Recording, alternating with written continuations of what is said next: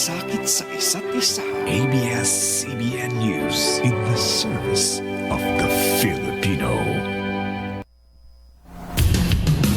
Kapamilya, niyanig ng magnitude 6.3 na lindol ang Tulunan, Cotabato, pasado alas 7 ng gabi.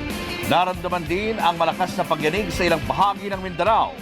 Gaya sa Kidapawan City kung saan naitala ang intensity 7. Ilang lugar din ang nawalan na ng kuryente.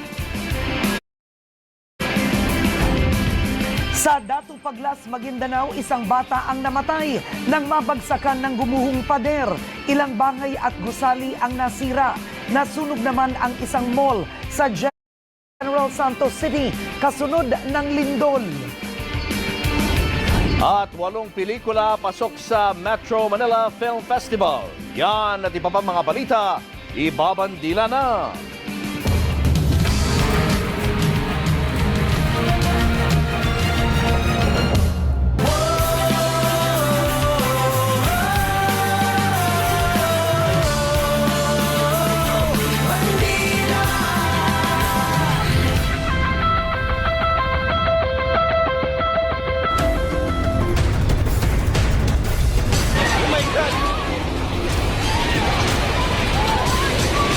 Wala magdiba, ABS.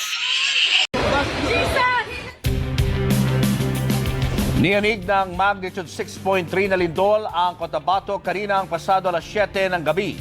Naitala ang sentro ng lindol sa bayan ng Tulunan. Patay ang 7 taong gulang na bata sa Maguindanao nang madaganan ng gumuhong pader. Sa Kidapawan City kung saan naramdaman ang intensity 7, nagkagulo ang mga tao sa loob ng Mediatrix of All Grace Cathedral Nang maramdaman ang pagyanig, ayon sa CDRR, ang tila pagsayaw ng Chandelier bahagi ng Mindanao.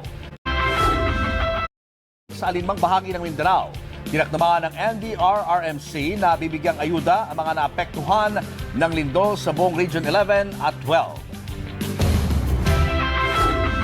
Naka-special coverage po tayo at sabayang napapakinggan at napapanood sa DZMM, sa radyo at teleradyo. Makakusap natin ngayon sa telepono si Tulunan Mayor Ruel Limbungan.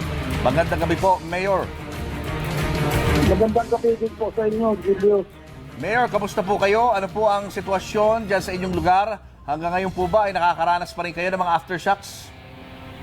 Sa ngayon po, kanina may ilaw pa. Ngayon, yung tinawagan niyo ako parang dito, bigla na wala nang ilaw. At saka, habang ngayon nga may nararamdaman kami ng aftershock. So, habang kinakausap po ako.